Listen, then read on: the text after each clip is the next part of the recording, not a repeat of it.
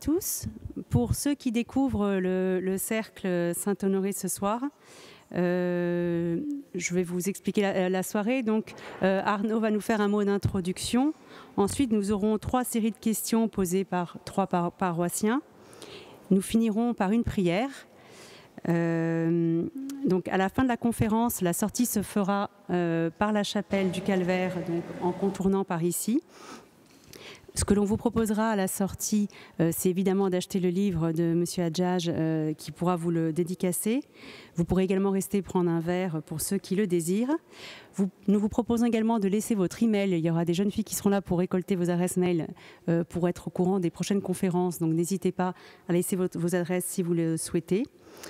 Et il y aura bien sûr une quête qui sera faite car nos conférences sont gratuite. Enfin, si vous avez aimé, n'hésitez pas à être généreux. En tout cas, ça nous permet de déplacer des auteurs.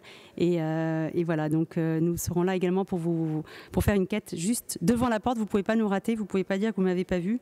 Je serai là pour vous proposer de laisser quelque chose.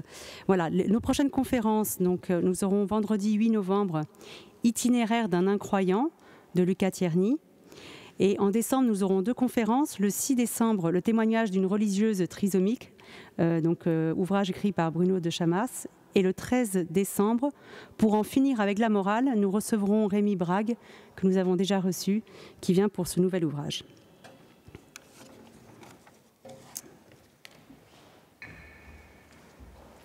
Et je rajoute, vous pouvez vous abonner à la chaîne YouTube pour revoir les conférences en différé. Mon très cher Fabrice, merci de revenir en seconde saison avec ce livre époustouflant et exigeant, où tu forces le lecteur à prendre le taureau par les cornes et parfois notre tête dans les mains, dans une lutte à mort, nietzschéenne pour la vie de l'esprit. Une lutte ici moins pour convaincre, écris-tu, que pour méditer, une lutte faite de jeux de mots spirituels, d'un bestiaire digne des chapiteaux ou des miséricordes des cathédrales gothiques, d'une jungle de concepts et de métaphores filées qui nous forcent à réfléchir comme en un miroir intérieur pour nous élever vers l'essence du ciel, vers l'essentiel. Mise en abîme, métaphore ou réalité, tout le livre en fait se lit, se vit comme une corrida. Alors au passage, tous les aficionados hispaniques de la salle sont priés de se précipiter à la sortie pour acheter le livre, ne serait-ce que pour les passages sur la corrida, qui sont, qu'on soit pour ou contre, ces passages sont sublimes. Tu écris, Fabrice, page 144, que ton encre est comme ton sang. Un sang que je dirais répandu, faisant de toi, je crois, non un auteur engagé, mais exposé. Ceux qui veulent tous les détails de ta biographie iront s'abonner à la chaîne YouTube et regarderont la dernière vidéo de l'année dernière, mon introduction qui était trop longue. Et puis ceux qui polémiquent sur tes écrits feront bien de les lire avant. En revanche, retenons sur le plan biographique que tu es parti du nihilisme jusqu'à la rencontre en 1998 qui fit de toi, comme tu le dis, un juif accompli de nom arabe et de confession catholique, qui fit de toi aussi un membre du conseil pontifical pour les laïcs et aussi le directeur de Philanthropos, mais surtout le papa de 10 enfants. Le fil rouge qui traverse tes livres est une critique à la Bernanos de la technologie moderne, mais surtout la question du salut. Ce nouveau livre sur l'écologie n'échappe pas à ce fil d'Ariane qui manquait tant à Maurras et conduit le minotaure de nos idéologies à se perdre, comme tu le dis, dans le dédale du voile de Notre-Dame. Je me souviens qu'au JMJ de Compostelle, au siècle dernier, Jean-Paul II avait dit « L'écologie, c'est bien, mais la première écologie, c'est celle du respect de l'homme ». Alors, je préviens tout de suite, ce livre n'est pas un traité sur la limitation à 50 sur le périph', ni un recueil pour ou contre les écolos-bobos, ni un avis sur la pensée de Sardine Rousseau. Ce n'est pas vraiment le sujet. La question est plus profonde, plus large, plus grande, plus philo, plus catho. Sans divulgacher le propos, mais pour avoir quelques repères au milieu de la forêt vierge des idées, pour ne pas perdre le fil et pour avoir une arme face au taureau qui menace, je dirais que le livre part du terrible constat que le monde va mal. Tout a toujours très mal fonctionné, disait Bonal. Le monde est en feu, rajoute Sainte Thérèse d'Avila. Tout semble devoir inexorablement s'écrouler et finir en poussière, dans la poussière de l'arène de nos vanités. Bref, on va tous mourir. Depuis Adam et Ève, les choses vont mal, le loup ne fait pas de câlin à l'agneau, les volcans ne servent plus de feux d'artifice à la gloire du Créateur, et la République préfère sauver les bébés phoques que les enfants avortés. On va tous mourir, je vous dis. La vie est une maladie vénérienne, contractée à la naissance et qui est toujours mortelle. Depuis Ésope et accessoirement La Fontaine, nous plaquons une morale bien humaine sur des animaux qui par définition n'en ont pas. Les vertus chrétiennes de Chesterton étant devenues folles, notre monde post-chrétien se met à adorer la Pachamama, voit dans Greta une pitié et croit sincèrement qu'il faut taxer le paix des vaches pour sauver la couche d'ozone. Madame Michu pleure sur l'ours polaire qui n'a plus de banquise en acceptant d'être fiscalement une vache à lait. Le tragique ici est plus dans cette prétention humaine coupée du Créateur qui ne comprend plus ce qu'est la nature que dans la supposée cruauté du lion dévorant la gazelle. Les viols collectifs dont tu nous parles dans le livre, les viols collectifs des canards sauvages ou des enfants du bon Dieu écrasant une pâquerette. Alors, pourtant, comme vous le dites joliment dans le livre, la vocation de cette pâquerette n'est peut-être pas de durer, mais d'exprimer le parfum fugace d'une idée de l'éternité. Avec un humour incroyable, alors j'avoue, j'ai ri en lisant le livre est profond, mais il est drôle aussi, pour les gens qui auraient peur des concepts trop compliqués philo. Donc avec un humour assez incroyable et le sens des formules qui font mouche comme des banderilles. Tu écris par exemple, page 149, « Au lieu de l'épiphanie du sacrifice, nous courons aux cellophanies de l'hypermarché. Et pourtant, merci pour ce jambon Seigneur pour lequel nous prouvons que le Christ a habité parmi nous. » La tragédie au sens grec du terme est que ce monde est fini et qu'il a une résonance éternelle. On va tous mourir, oui, mais en fait c'est une bonne nouvelle. Toute chair est périssable, cette pâquerette est périssable et doit périr. Le sang arrête de couler quand la chair redevient poussière. Ce n'est pas en cherchant la nature, ni même en voulant conserver cette fleur ou notre vie que nous allons sauver le monde. C'est en cherchant le royaume que l'on sauve la création, une terre nouvelle, des cieux nouveaux. Paradoxe insoluble, oxymore catholique, opposition apparente entre le premier pape qui veut hâter la parousie et le dernier qui veut préserver la maison commune. La question écologique est comme une bête à cornes qu'il nous faut vaincre si l'on ne veut pas perdre la raison, voire la foi. En descendant dans l'arène des idées, pour nous aider à y voir un peu plus clair dans le dédale des concepts et ne pas succomber au minotaure des hérésies, mais en revanche préserver cette petite fleur au cœur du labyrinthe de nos vies. 3 toréadors vont donc se succéder et exciter notre combativité pour que jaillisse la vérité. Alors en philo, tout commence par des définitions. Notre premier toréador, Augustin, étudiant, pas encore doctorant à l'IPC, commencera avec vous à définir ce dont nous parlons pour débroussailler le champ des idées en revenant sur la conception de ce livre et sur la nature de la petite pâquerette que les écolos veulent absolument sauver.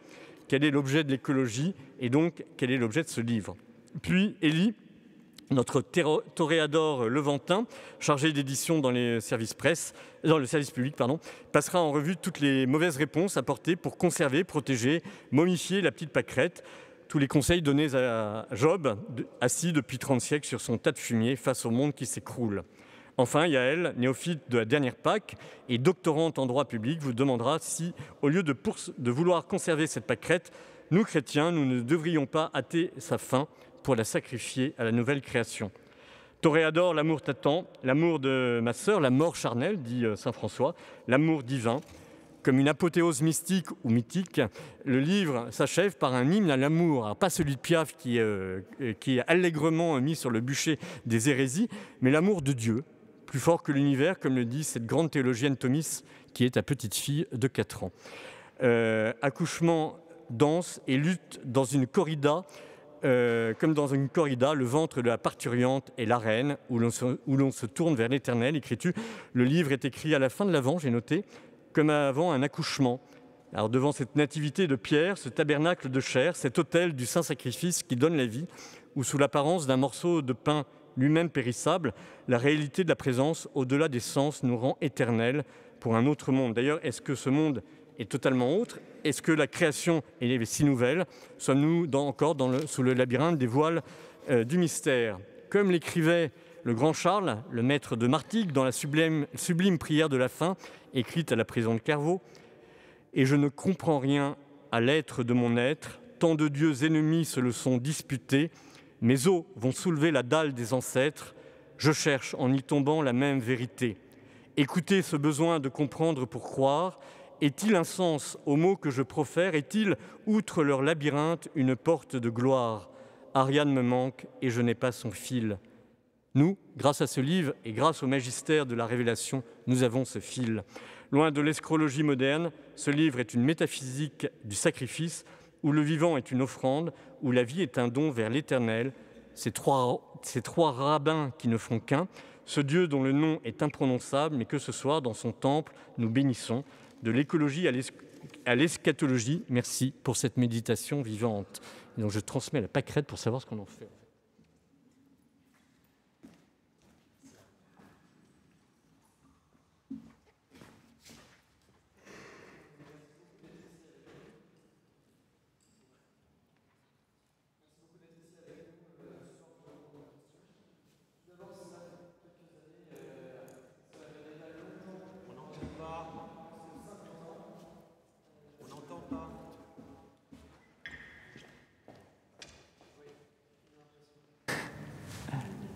Moi, je vous entends. Eh ben, je m'entends aussi maintenant. On est monté là. Non, c'est très bien, je pense. Mais merci beaucoup d'être ici avec nous ce soir. Vous nous parlez d'écologie. Ça fait déjà longtemps, presque 50 ans, que l'écologie commence à être un sujet assez convoité, dont on parle énormément. En quoi votre livre, en quoi votre pensée est-elle novatrice, est-elle originale par rapport aux centaines de livres qui sont publiés chaque année en France aujourd'hui?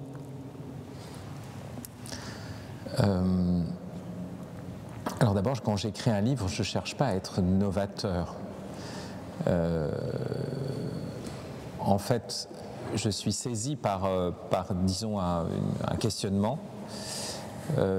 Alors c'est vrai que j'ai l'impression que ce questionnement n'a pas encore été porté suffisamment loin, c'est pour ça que j'écris le livre, sinon je n'essaierai pas de refaire ce qui a déjà été fait et qui a pu être fait d'ailleurs bien mieux que je ne saurais le faire. Alors il y a plusieurs enjeux à ce livre. D'abord, il y a ce que j'appellerais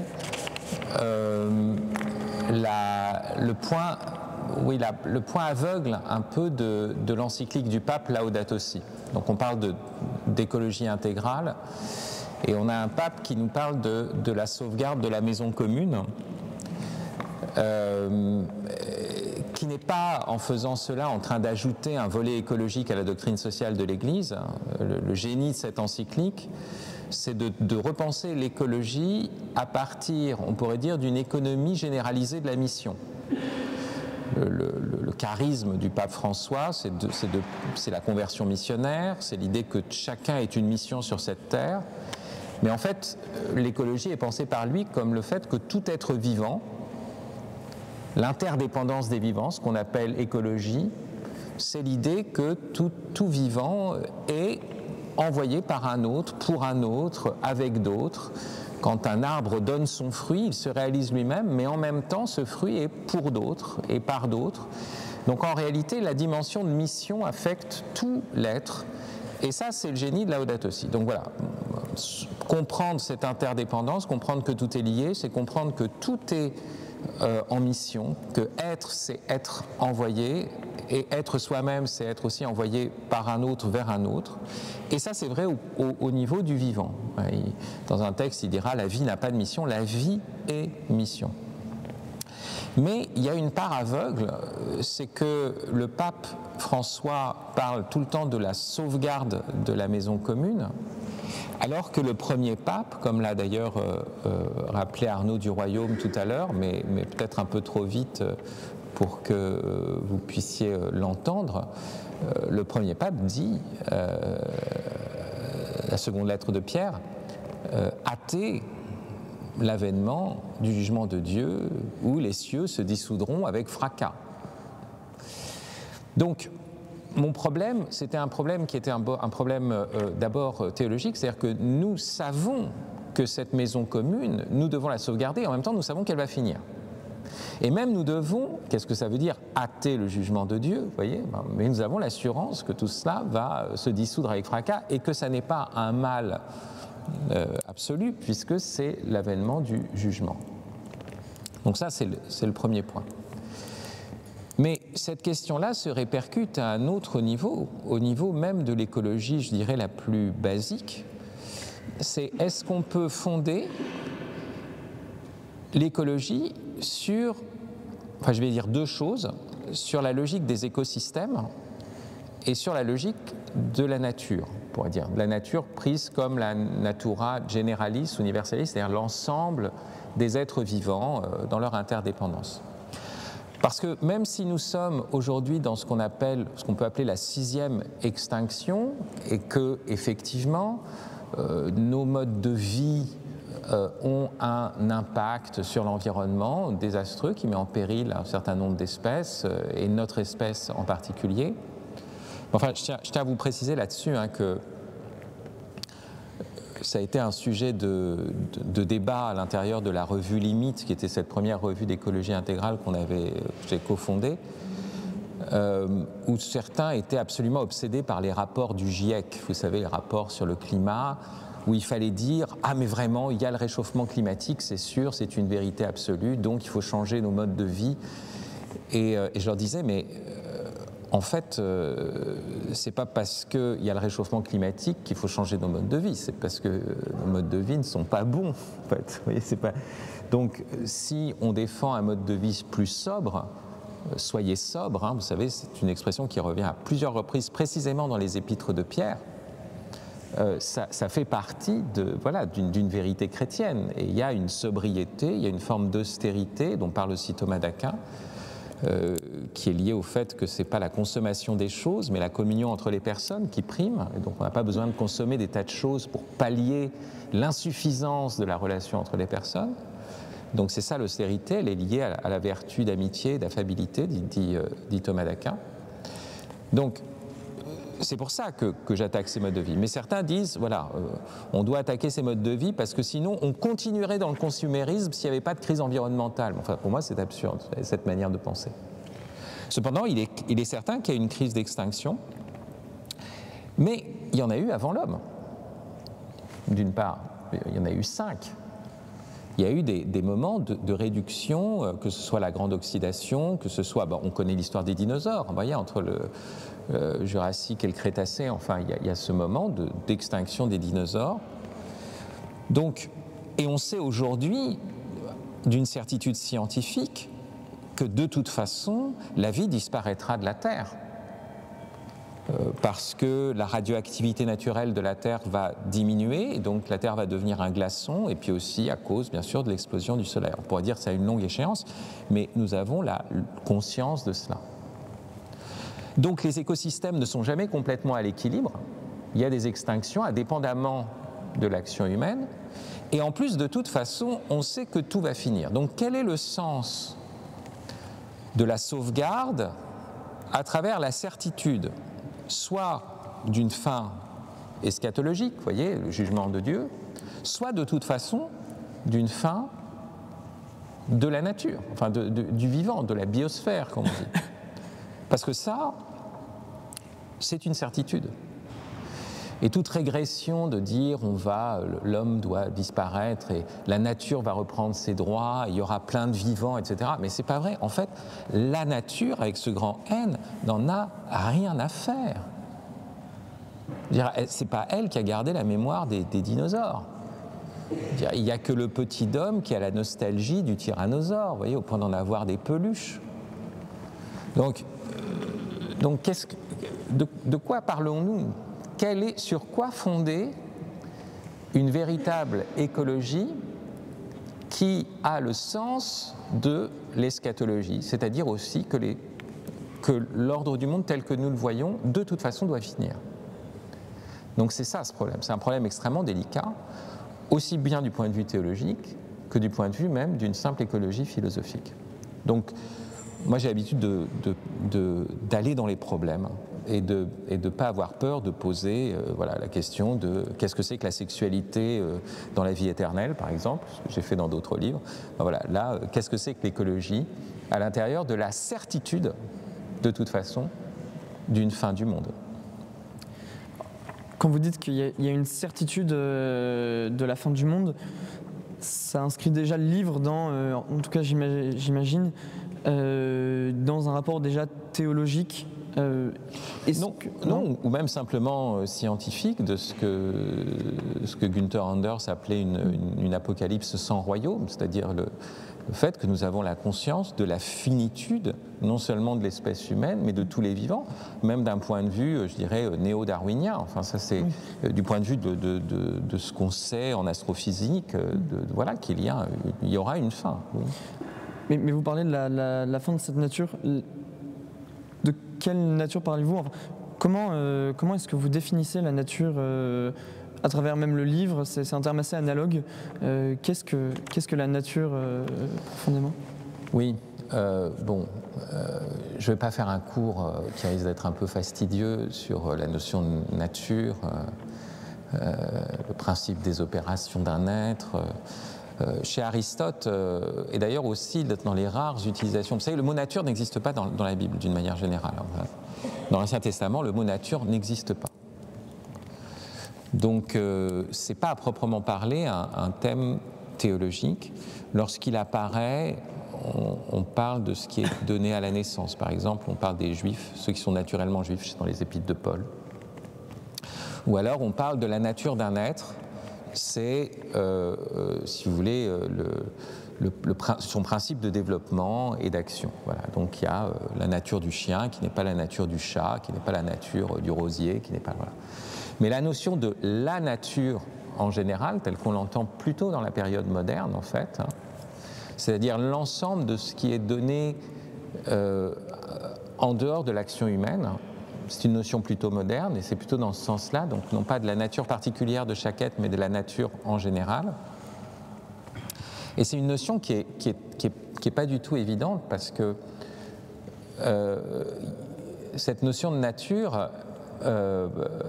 d'abord, elle advient à la période vraiment moderne. Aussi, on parle de défendre la nature, de sauver la nature, voilà. Mais la nature, c'est ce qui fait face à la culture dans la période moderne, d'une part.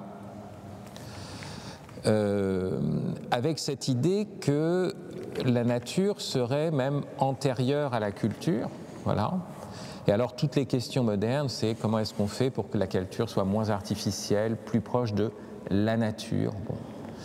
Alors ce qui est très intéressant, c'est qu'il n'y a pas de nature pour un homme primitif. Une bête, une plante, pour un Indien de Haute-Amazonie, c'est un partenaire social. Enfin, je veux dire, il n'y a pas de bêtes sauvages, par exemple, pour un Indien d'Amazonie. Toutes les bêtes sont domestiques, même si lui ne domestique rien, mais parce qu'elles sont domestiquées par des dieux. Et les dieux font apparaître à chaque fois des singes verts, le dieu du singe vert, le dieu du pécari, vous voyez, qu'il fait apparaître comme ça dans la forêt amazonienne, et on va le chasser. Donc en réalité, cette idée d'une culture opposée à la nature, bon, c'est quelque chose qui est récent et qui est lié au projet moderne, qui est le fait de transformer la nature pour l'adapter à nos besoins, etc. Mais c'est pas dans la pensée primitive, c'est pas dans la pensée des antiques non plus. Mais il y a un autre concept de nature que j'ai voulu critiquer, qui lui est un concept plus antique, qui est le fait que la nature, c'est l'ensemble de tous les vivants et qui essaye de penser l'ensemble des vivants comme un tout. Et l'homme serait une partie de ce tout. Et donc toute une logique de la nature qui est une logique que j'appellerais totalitaire, et qu'on trouverait chez les stoïciens, par exemple. Nous sommes des parties du grand tout. Donc, si par exemple quelque chose nous apparaît comme mal du point de vue local, mais du point de vue de l'ensemble, en fait, c'est pas un mal. Vous voyez, sur un tableau, ce qui vous apparaît de près comme une tache, dès que vous prenez du recul, en fait, c'est un bien. Et alors, les stoïciens diront, voilà, ton enfant meurt, mais ton enfant a été mortel, tu ne vas pas pleurer, ça fait partie de l'ordre du monde, de la nature, voilà. Et donc, l'idée, c'est cette idée avec considérer un tout, avec des ajustements à l'intérieur de ce tout, Certains pensent que les ajustements, c'est nous qui devons le faire. D'autres pensent qu'il y a les écosystèmes, il y a des ajustements automatiques. Et vous savez que Marx avait tout de suite vu que quand Darwin parle des écosystèmes comme ajustement automatique, il projette l'idéologie du marché libéral sur la nature. Vous voyez l'idée qu'il y a toujours un équilibre de l'offre et de la demande, un marché autorégulateur. Vous savez, autrefois, quand on parlait de passer un marché, c'était la parole donnée, c'était un ajustement entre deux discours et deux libertés. Non, là, le marché est un système autorégulateur. Et bien, de la même façon, Marx écrit à Engels, il est drôle de voir ce Darwin qui reconnaît toute sa société anglaise parmi les animaux, et avec des ouvertures de marché, avec voilà, de ceux qui sont plus aptes, qui ont un avantage comparatif dans la proposition de leurs produits, et donc qui sont mieux adaptés au marché, etc. Bon. Donc cette vision-là est très problématique. D'une part parce qu'on ne voit même pas pourquoi on devrait défendre une biodiversité. Après tout, s'il faut préserver le tout, on pourrait détruire une partie au nom du tout. On pourrait... Donc ce que j'essaye de montrer, c'est que ce concept de nature ne marche pas. Ou alors, il n'y en a qu'un seul qui l'a pensé jusqu'au bout. Si vous voulez fonder une écologie sur la nature, le grand écologiste, parce qu'il y a des écologies chez tous les penseurs, hein, mais le grand écologiste cohérent, c'est le marquis de Sade. Le marquis de Sade, lorsqu'il écrit l'histoire de Juliette, il met au départ « Je ne vois pas pourquoi vous m'accusez de faire la peinture de ce que l'on voit dans la nature ». Parce que qu'est-ce que voit Sade? Il dit « La nature produit des vivants pour qu'ils vivent, jouissent, mais souffrent et meurent. Donc ce n'est pas une mère nature, c'est une marâtre. Et si une espèce disparaît, elle n'en a rien à faire.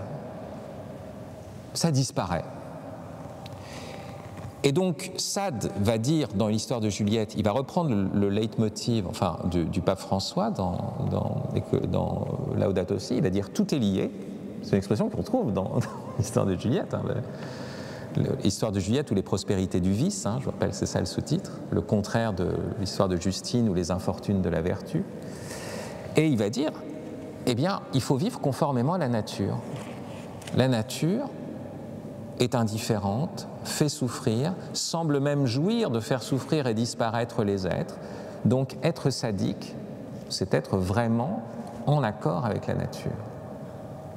Et donc là, on a une écologie où vivre en harmonie avec la nature, eh bien, c'est vivre dans un système où il y a des prédateurs et des proies, où des êtres disparaissent, sont dévorés, et puis on les oublie, et puis on ne verse pas de larmes. Et donc, ce que j'ai essayé de montrer, c'est qu'on ne peut pas fonder une véritable écologie sur le concept de nature. Très bien. Sur ce concept de nature, voilà, oui. Pas au sens aristotélicien, je dirais. Oui, d'accord. Le concept assez moderne. Voilà, de l'ensemble des choses de manière générale. Vous savez, il n'y a pas de nature sauvage dans la Bible. La nature sauvage, elle vient après le péché originel. À l'origine, il y a un jardin. À l'origine, il y a des bêtes qui mangent toutes de l'herbe, si on lit littéralement la Bible. Et il n'y a pas d'écosystème. C'est l'homme qui pratique une justice distributive. L'homme et la femme ont la charge du jardin et ils doivent donner à chacune des bêtes, vous voyez, voilà, la part qui leur revient, en cultivant et en gardant ce jardin. Donc c'est intéressant, la Bible nous présente le néolithique comme antérieur au paléolithique. Il n'y a pas de chasseurs-cueilleurs d'abord, il y a d'abord des cultivateurs. Qu'est-ce que ça veut dire? Bien sûr, ce n'est pas un livre d'histoire naturelle, ni un livre d'histoire, la Bible, simplement. Mais c'est une manière de nous donner, de nous faire voir on pourrait dire, quelque chose qui a une dimension historique, mais dans un sens prophétique pour nous. C'est-à-dire, qu'est-ce que ça veut me dire à moi dans mon comportement aujourd'hui? Mais en tout cas, voilà, il n'y a pas cette idée qu'il y aurait la nature d'un côté, la culture de l'autre. Il y a une création qui est confiée à l'homme dès le départ. Et donc, toute forme d'écologisme qui croit aux écosystèmes et qui dit c'est les écosystèmes en fait, et il faut préserver les écosystèmes, et qui ne croit pas qu'il y a d'abord une responsabilité humaine et une justice humaine pour que les vivants puissent se déployer, ceux qui croient que la nature sauvage, c'est mieux que le jardin, aboutissent à une chose aberrante, qui est la chose suivante. Le moment où l'homme est dans la plus grande responsabilité écologique, c'est quand il disparaît. Donc quand il est complètement irresponsable. Ce qui n'a aucun sens, vous voyez ? Si l'action de l'homme est celle de quelqu'un qui déséquilibre les écosystèmes et que les écosystèmes marchent tout seuls. Mais non, en fait, les écosystèmes ne marchent pas tout seuls en vérité. Et l'homme, c'est précisément parce que la création lui est confiée qu'il a un tel pouvoir de destruction sur elle. Mais sa mission n'est pas de détruire, justement. C'est justement d'être le bon intendant de cette création. Donc, sortir du concept de nature pour aller vers le concept de création. Très bien. Par rapport au Marquis de Sade, vous me disiez que les êtres naturels jouissent, souffrent et meurent. Dans une idée plus réaliste, comme Aristote, on pourrait avoir l'idée que la finalité de l'être vivant, ce serait justement une certaine génération. Est-ce que la nature en elle-même, dans un terme plus moderne, est-ce que les êtres naturels ont, dans leur ensemble et dans leur tout, dans la totalité des particuliers, une certaine conscience de cette fin? Et est-ce qu'il y a une fin globale qui comprend chaque petite fin, et quel est le rôle à ce moment-là des fins de chaque être vivant et de chaque créature? Bon,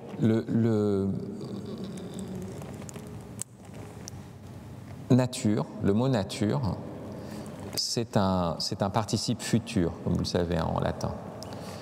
Donc, nature, c'est ce qui est à naître, ce qui va naître, c'est ça ce qu'on va dire, ça vient du mot naître.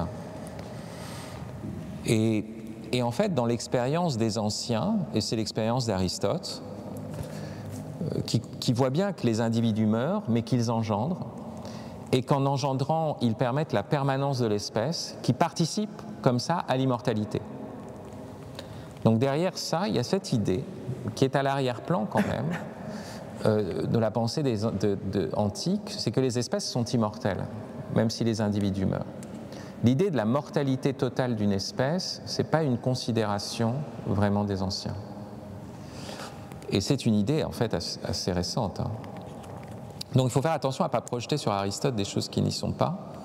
Pour lui, donc, il est dans cette logique où on voit des morts, on voit des naissances, mais ce que l'on voit, ce cycle de naissance et de mort qu'on voit dans les espèces, à la fin aboutit toujours à une renaissance. Il y a un cycle, c'est une conception cyclique du temps. Donc, on peut appeler ce phénomène nature. Parce qu'à la fin, on engendre, et il y a toujours l'engendrement qui finalement triomphe de la mort, et l'espèce se maintient. Mais aujourd'hui, nous savons que les espèces meurent, et que toutes les espèces vont mourir. Donc ça change quand même la donne.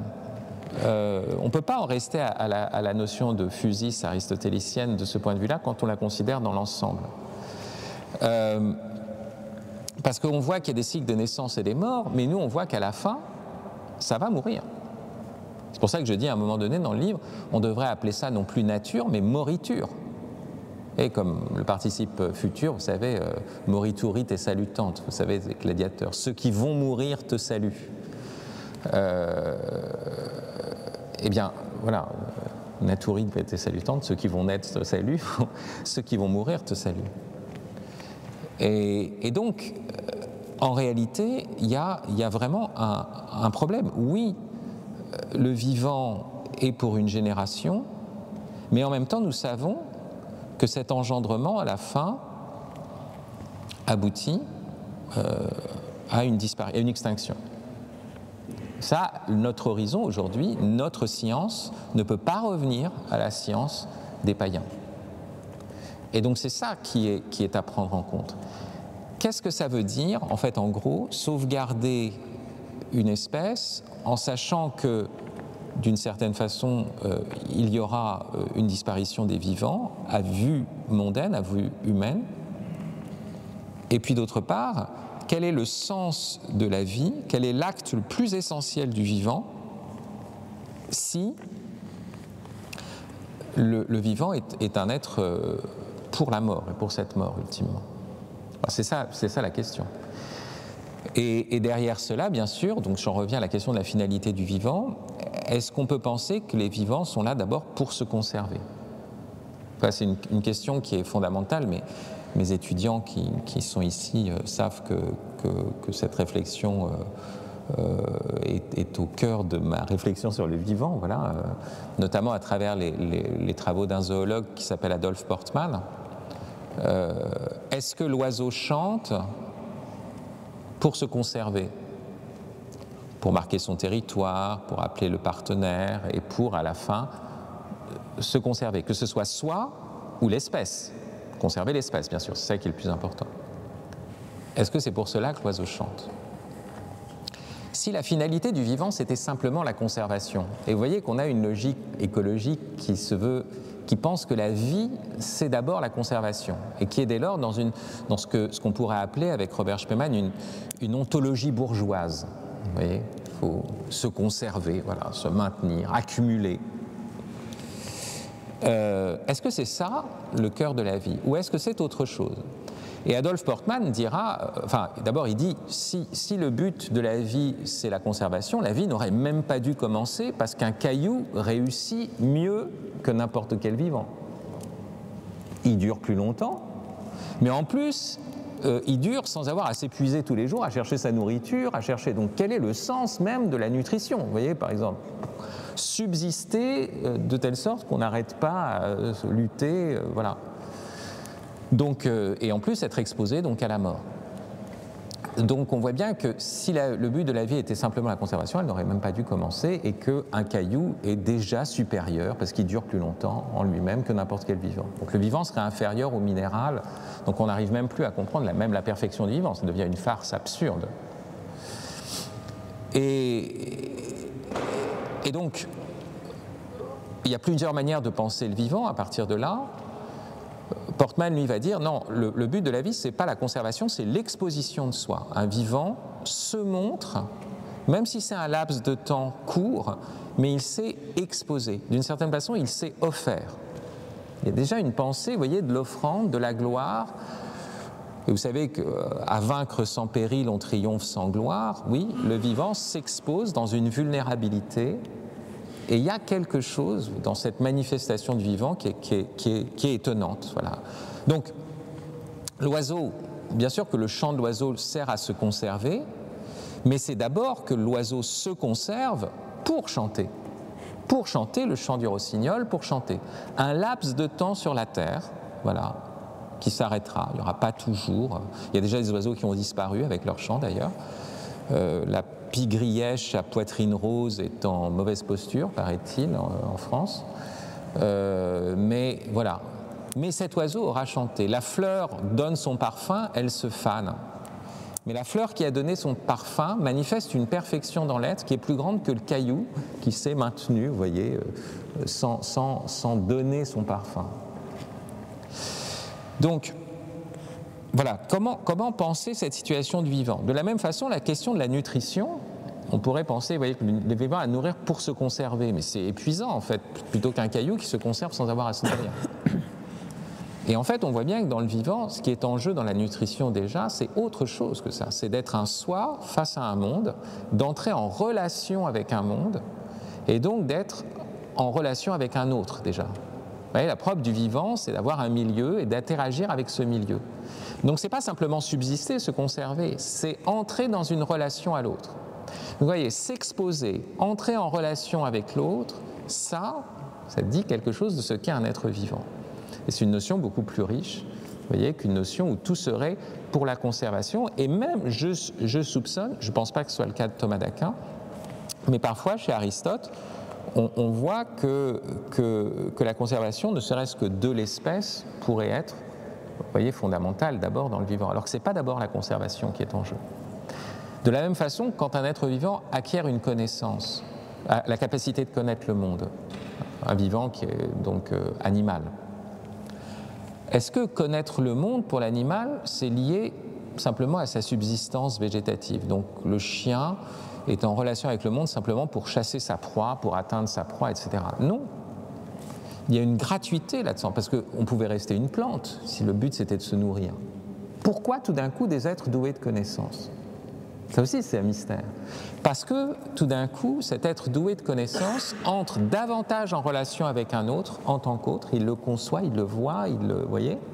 Et en plus, cet être devient un sujet dans lequel se reflète le monde par sa connaissance. Le monde, vous voyez, il a un monde perceptif, un monde à lui.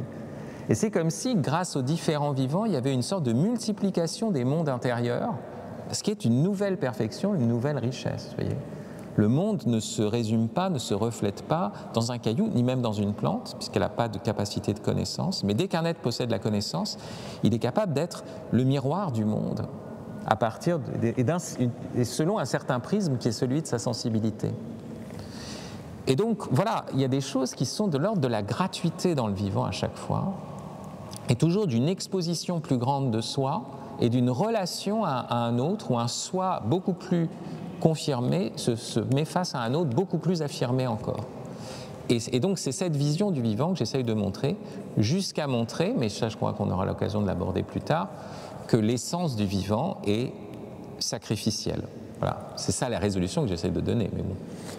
Merci beaucoup monsieur pour vos réponses. Je dois laisser le micro. Merci.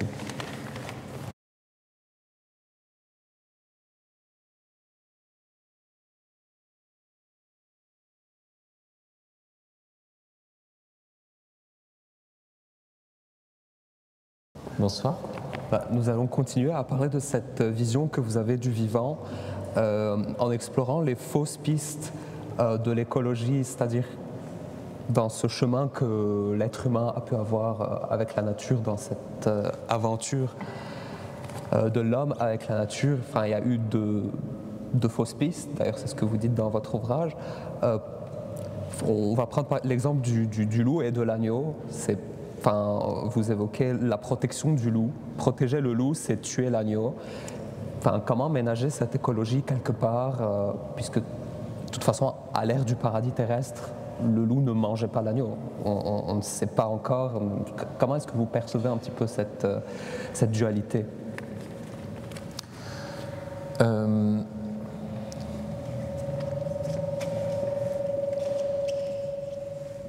Voilà, on a sauvé vous avez épargné le Larsen, d'où la petite course du régisseur.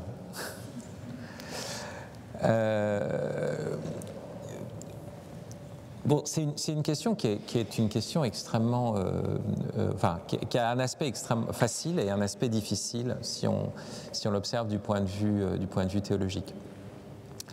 La chose qui est très importante, c'est qu'est-ce que ça veut dire sauvegarder le monde. C'est un thème qui s'est répandu vraiment dans la philosophie à partir juste après la Deuxième Guerre mondiale. Lorsque Albert Camus reçoit le prix Nobel à Stockholm, il dit la tâche difficile de notre génération n'est plus de transformer le monde, mais de faire qu'il y ait encore un monde. Günther Anders, le premier mari de Hannah Arendt, enfin, il est moins connu qu'Albert Camus forcément ici, mais c'est un très grand philosophe de la technique et qui a été très, très marqué par la question de la menace nucléaire. Il dit, Marx disait, parce qu'il avait commencé par être marxiste, jusqu'ici les hommes n'ont fait que contempler le monde, mais ce qu'il faut c'est le transformer. Et il dit maintenant on est arrivé à tel point qu'il ne s'agit plus tellement de transformer le monde, mais de le conserver. Ce qui n'est pas sans poser de problème, parce que voilà, une logique conservatrice, comme je l'ai dit, ce n'est pas la logique même absolue du vivant, mais enfin bon. Mais qu'est-ce que ça veut dire? Ou encore, un autre penseur, comme Hans Jonas, va dire il faut ajouter un autre impératif catégorique, aujourd'hui, à celui qu'on connaît, c'est agis de telle sorte que ton action maintienne, permette encore une vie authentiquement humaine sur la Terre. Vous voyez, donc agir en pensant à ce qu'on appelle les générations futures. Mais c'est très curieux parce qu'on pourrait dire, bon, on ajoute un principe moral supplémentaire, alors qu'en fait, ça transforme complètement la morale. Parce que qu'est-ce que ça veut dire, agir de telle sorte qu'on maintienne, par exemple, la vie telle qu'on la connaît sur la Terre? Ça veut dire qu'on maintienne le fait qu'il y ait effectivement des loups qui mangent des agneaux. Donc qu'on maintienne par exemple le système de la prédation, donc le carnage. C'est quand même un peu spécial. Avant ça avait lieu et on ne se disait pas qu'il faut maintenir à tout prix ça. On peut imaginer d'ailleurs des antispécistes qui au bout d'un moment ont aboli donc la boucherie, l'abattage des animaux, mais qui après vont s'en prendre à tous les grands prédateurs en disant mais attendez, vous le lion, vous le loup, arrêtez, devenez végétarien, si vous ne pouvez pas, vous n'avez pas le droit de citer, vous voyez, c'est un problème. Bon. Donc en fait, nous devons maintenir le monde, c'est maintenir déjà cette violence naturelle. Mais la deuxième chose, c'est maintenir une vie authentiquement humaine, c'est-à-dire, vous pourriez très bien dire, parce que c'est ça la grande question, et on arrive maintenant, pourquoi mon livre s'appelle « Tragique ». On pourrait dire aussi maintenir des conditions de la vie humaine, en se disant qu'il faut qu'on reste des hommes, c'est-à-dire qu'il y a encore un homme et une femme qui aient des enfants. Bon. Alors qu'aujourd'hui, on a des biotechnologies qui vous proposent une alternative. Ça n'existe pas autrefois, c'est une question nouvelle pour nous. Donc on est en train de dire, nous chrétiens par exemple, des choses complètement nouvelles. Si on est capable de modifier votre enfant génétiquement de telle sorte qu'il soit immortel, est-ce que vous allez l'accepter ou pas? On veut la vie de nos enfants, mais est-ce que vous allez l'accepter ou pas? Vous allez dire, non, parce que si mon enfant est immortel, je lui interdis la vision béatifique, si vous êtes un vrai chrétien. Bon, donc c'est terrible. Je lui aménage une sorte de purgatoire indéfini, voilà. Même pas un purgatoire, alors ça devient l'enfer s'il est vraiment immortel. Donc, c'est un problème. Si on vous dit, mais vous pouvez avoir un enfant par les hasards de la sexualité ou par éprouvette, où c'est tout calculé, calibré, vous êtes sûr que... Alors vous dites, non, moi, je veux risquer, je joue au loto, je ne sais pas, pour mon enfant. Peut-être il va tomber un truc, un polyhandicapé. Mais je préfère ça plutôt que de passer par une entreprise biotechnologique. Mais voyez bien que ça aboutit à une chose qui est incroyable. Vouloir préserver le monde, vouloir préserver la vie humaine telle qu'elle s'est donnée depuis des générations, c'est vouloir non pas simplement le bien, mais vouloir préserver l'espace du drame. Donc ça veut dire vouloir la tragédie. Vouloir ce qui n'est pas souhaitable. Parce que si vous dites,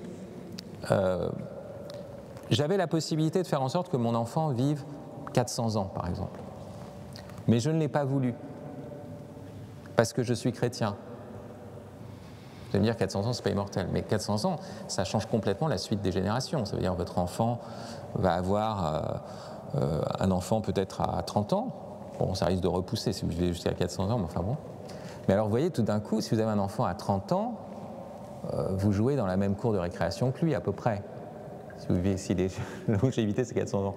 Il y a eu des romans, vous savez, de dystopie qui ont essayé de penser ça. Et on voit forcément les pères qui draguent les petites amies de leurs fils. Parce qu'en fait, ils sont au même niveau d'âge. Il n'y a pas de suite des générations. Donc, vous ne pouvez plus laisser la place à la génération suivante. Donc, vous perdez la vie vivante, c'est-à-dire la vie qui donne la vie. Parce que vous vivez trop longtemps.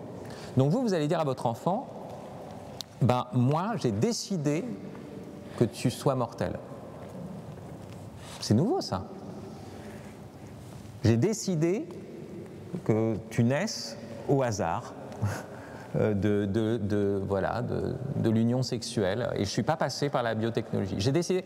Et donc, qu'est-ce que vous décidez? Vous décidez que l'humain reste humain, l'humain qu'on connaît depuis toujours. Donc, celui qui commence par, qui va peut-être trahir son frère s'il ne l'égorge pas, qui va continuer à faire tout le drame humain qu'on connaît jusqu'à... Donc on veut vouloir continuer avec l'humain et ne pas tomber dans le transhumain ou dans l'animalisme, c'est vouloir continuer avec le drame. Dire agis de telle sorte qu'il y ait encore une vie humaine sur la Terre, c'est aujourd'hui dire continuer avec le drame. Continuer avec la dimension tragique de l'existence. Et ça, c'est une transformation vraiment rigoureuse. Et ce qui est curieux, c'est que ceux qui parlent de dire il faut qu'on continue, ne voient pas. C'était pas une question autrefois, parce que ça continuait en soi. Mais là, on a la possibilité ou que ça s'arrête ou que ça continue. Et donc ça, c'est nouveau. Et ça veut dire qu'on doit consentir à la dimension dramatique et tragique de l'existence. Et ça, c'est nouveau, si vous voulez, ça déplace la question morale. Vous avez parlé des principes moraux que nous ajoutons. Est-ce qu'il y a une moralité dans la nature lorsque l'on voit, par exemple, comme vous le décrivez dans votre livre et comme on peut le voir aussi dans les documentaires, les encyclopédies, etc., des phénomènes comme par exemple le viol collectif des canards mâles qui violent tous ensemble une femelle. Donc, si on retranscrivait cette séquence-là chez l'être humain, on qualifierait ce comportement d'immoral. Qui est-ce qui définit, est-ce qu'il y a déjà une morale dans la nature et qui est-ce qui définit ce qui est moral de ce qui ne l'est pas? Est-ce que c'est exclusif aux hommes, la moralité? En fait, ce qui s'est passé, c'est qu'à mesure qu'on... C'est un piège d'abord de l'antispécisme. Vous savez, si on commence à donner aux animaux l'idée qu'ils sont un peu comme nous, à ce moment-là, on va découvrir qu'ils sont immoraux aussi comme nous.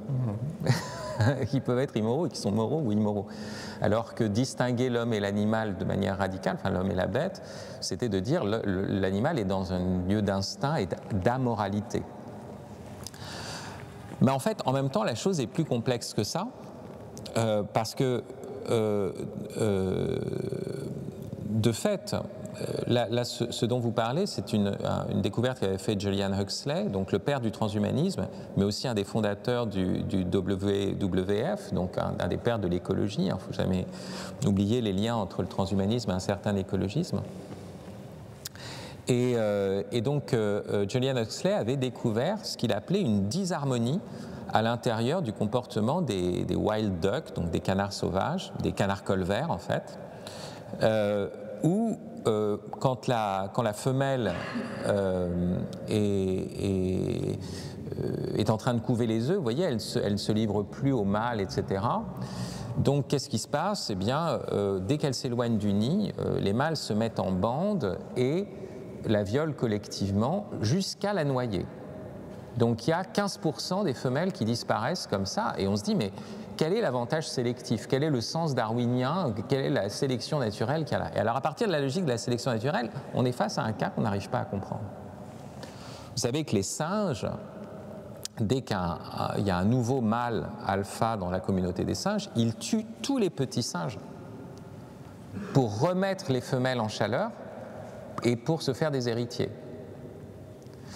Oui, donc cette idée, parce qu'il y a une sorte de légende urbaine qui veut nous faire croire qu'il n'y a que l'homme qui se tue à l'intérieur de son espèce et que chez les autres animaux, non, on est pacifique, la proie c'est toujours d'une autre espèce. Mais en fait, non, enfin voilà, il y a chez les mangoustes, on connaît l'histoire des mantes religieuses, etc. Mais là, c'est même pas, enfin, on n'arrive même pas à comprendre en fait ce type de comportement. Alors bien sûr, des darwiniens utilitaristes vont dire oui, mais ça sert à ceci, cela. Ils vont toujours essayer de trouver un truc pour essayer d'expliquer. Mais donc il y a quelque chose où où il faut arrêter de dire qu'il y a simplement la violence que l'homme fait à la nature. Il y a une violence de la nature. Et c'est un point, je voudrais le souligner, puisqu'on n'a pas souvent fait l'éloge de cet homme dans cette église, dans une église en général. Voltaire, après le tremblement de terre de Lisbonne, ce grand poème sur le désastre de Lisbonne, vous savez, à la fois critique certaines théologies de la providence, où après ce tremblement de terre, on dit oui, mais ce tremblement de terre a eu lieu pour punir les hommes, pécheurs, etc. Bon, on sait bien que ce discours est insuffisant, quand il y a un grand drame, on est sans voix. Mais il est aussi là pour dire, ce poème de Voltaire, on ne peut pas s'appuyer sur la nature, parce qu'en fait, la nature, c'est un carnage permanent. Et quand on imagine tout le sang qui est versé dans la nature en permanence, moi récemment, on taillait des ronces dans notre jardin et puis on est tombé sur un petit nid d'oiseaux où il y avait 3 oisillons magnifiques, merveilleux. Donc on a arrêté pour qu'ils restent dans les ronces, on n'a plus taillé, on les a laissés, on a montré aux enfants, les enfants étaient émus, oh, les mignons petits oiseaux, etc. Le lendemain, passe le chat des voisins et je me dis, bon, le chat, le mignon chat, vous savez, le chat du parti animaliste. Vous avez vu ce chat un peu retourné qui a des babines? Et vous savez, tous les cogniticiens disent les chats, on les aime beaucoup, ils sont mignons parce qu'ils nous rappellent, dans nos cerveaux, ils rappellent des bébés. Mais la vérité comportementale du chat, c'est que c'est un tueur en série. Même quand il a mangé, vous lui donnez son truc de chat, il faut qu'il tue. Mais c'est normal, il est profilé pour ça, hein, vous voyez, vous pouvez dire, il est profilé pour ça. Bon, donc c'est un chasseur. Et donc les oisillons avaient disparu. Et mes enfants, bien sûr, pleurent devant, enfin les petits, ils pleurent devant la disparition des oiseaux et devant le chat qui est un vilain chat. Alors, moi je peux leur dire, mais non, c'est l'ordre de la nature, vous voyez. Et en même temps, est-ce qu'ils ont complètement tort ? Et c'est là la question, vous voyez, Paul de Tarse, en Romains 8, il n'y avait pas de crise environnementale à l'époque de Paul. Et cependant, il dit, la création tout entière gémit. Il y a un truc qui est blessé, qui est brisé. Ce que vous appelez écosystème, que vous voyez comme un équilibre, c'est un truc sanglant où il y a une violence. Alors, on ne peut pas faire autrement, c'est l'ordre du monde tel qu'il est maintenant. Mais on sait aussi que peut-être qu'il y a autre chose. Peut-être que cette création désire voir la révélation des fils de Dieu, dit Paul. Or, qu'est-ce que nous dit la Bible? D'abord, il y a cette histoire d'Isaïe 11 qui revient après, hein, à la fin du livre d'Isaïe. Le loup habitera avec l'agneau pacifiquement. Thomas d'Aquin, parce qu'il est très réaliste, il dit c'est pas possible.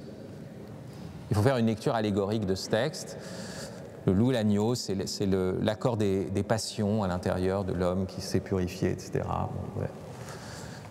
Qui n'est plus un théâtre de dissension, de combat. Mais malgré tout, le texte laisse entendre que ça a une dimension eschatologique, le loup qui se réconcilie avec l'agneau. Et c'est difficile à comprendre parce que le corps du loup, il est fait pour la chasse. Le corps du chat, si vous dites au chat, bah, tu ne vas plus chasser, pourquoi est-ce qu'il serait aussi musculeux, agile, etc. Donc le réalisme de Thomas d'Aquin fait qu'il ne peut pas admettre que ces animaux qui sont des prédateurs carnivores aient pu avoir un temps où ils n'étaient pas carnivores.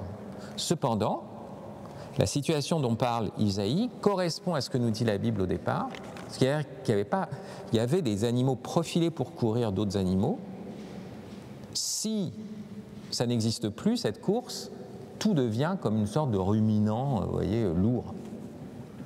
Mais même la gazelle, pour qu'elle soit gazelle, il faut qu'elle soit coursée par le guépard, vous voyez, sinon pourquoi elle aurait, vous voyez, une telle cuisse, quoi. C'est bien pour aller vite, quoi, pour échapper à son prédateur. Eh bien, donc comment penser ça? Eh bien, on peut penser qu'il y avait une gratuité dans les formes, et ça, je reviens là-dessus. Les formes animales ne sont pas d'abord utilitaires, elles sont gratuites. Il y a une gratuité dans la vie des animaux. Et si on repense ça, on pourrait dire, ben voilà, oui, il y avait des guépards et des gazelles dans le jardin d'Éden, mais ils ne se mangeaient pas entre eux. Ils se poursuivaient comme dans une cour de récréation. C'est la preuve que c'était le paradis, d'ailleurs. Ils étaient profilés, il y avait un jeu, mais c'était... Voilà, c'était pas sanglant, voilà. Le sang n'était pas versé. Et donc il y a cette thèse qui est très étonnante, c'est que depuis le péché originel, la création gémit tout entière. Ce que nous appelons écosystème est en fait un gémissement, parce que une baleine qui a porté son enfant pendant des années, qui va après l'avoir, et puis tout d'un coup il y a les orques qui arrivent, qui lui dévorent, et on se dit attendez, il y a quand même un problème là, on aimerait bien que ça se passe autrement.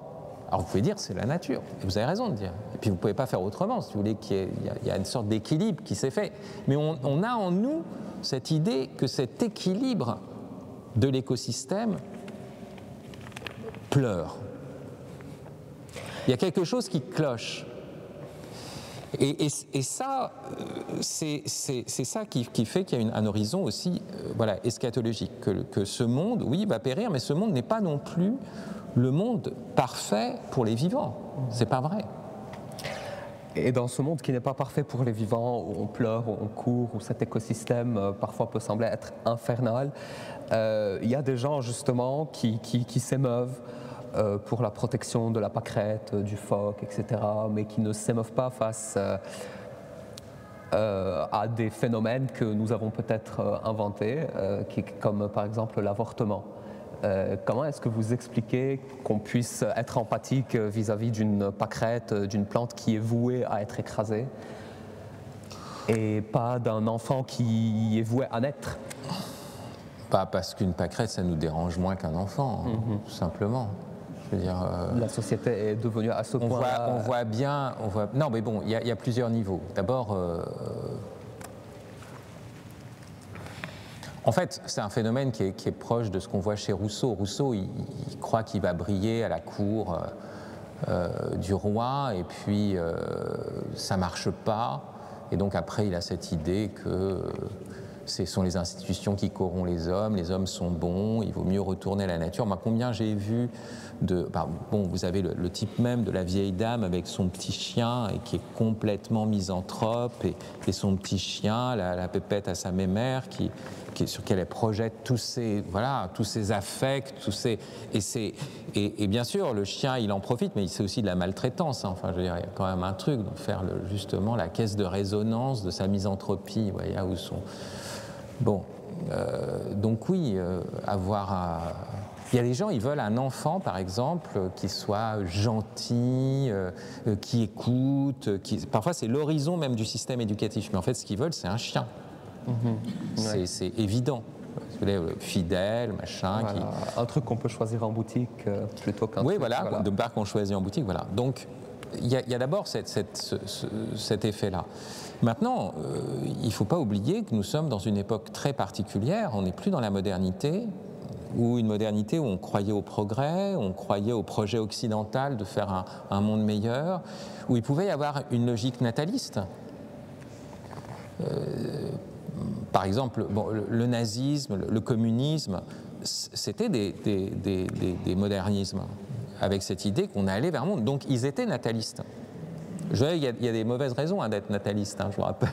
Je veux dire, moi je ne suis pas un nataliste. Il y a un natalisme idéologique qui est.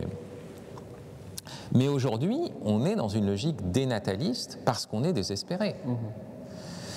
Et on voit un double désespoir, notamment dans le monde de gauche, qui portait des espérances sociales auxquelles je souscris. Moi, je suis plutôt un social conservateur, je ne sais pas comment dire, mais enfin bon.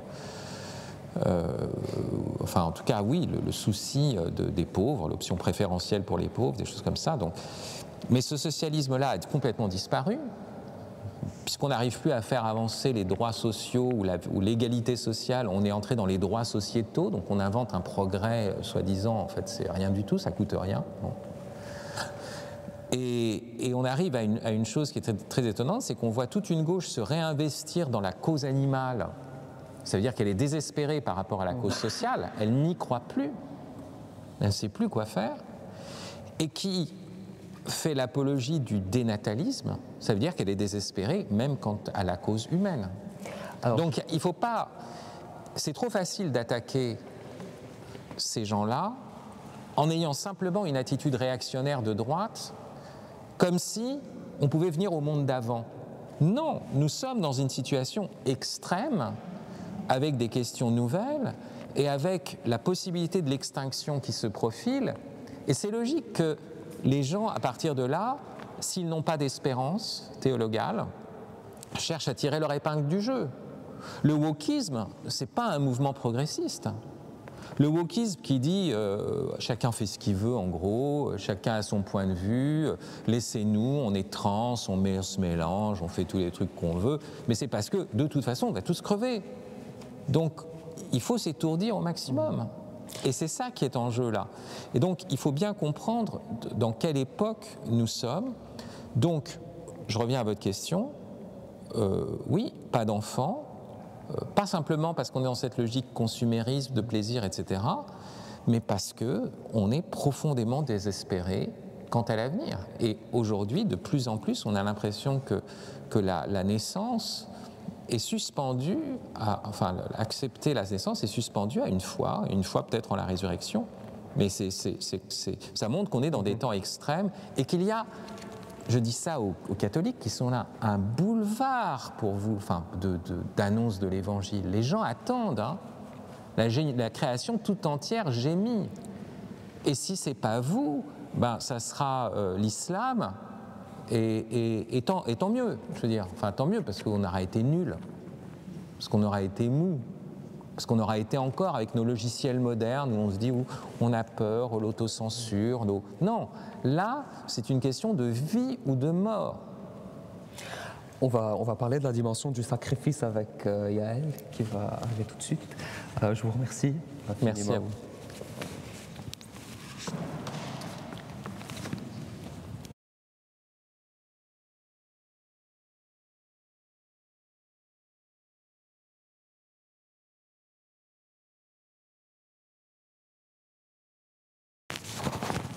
D'être devant une Yael. Comme vous le savez, alors Yael, bon, est-ce que ça veut dire le Seigneur est Dieu ou la main de Dieu? Bon, il y a plusieurs interprétations, mais Yael est une femme très importante de la Bible. Dans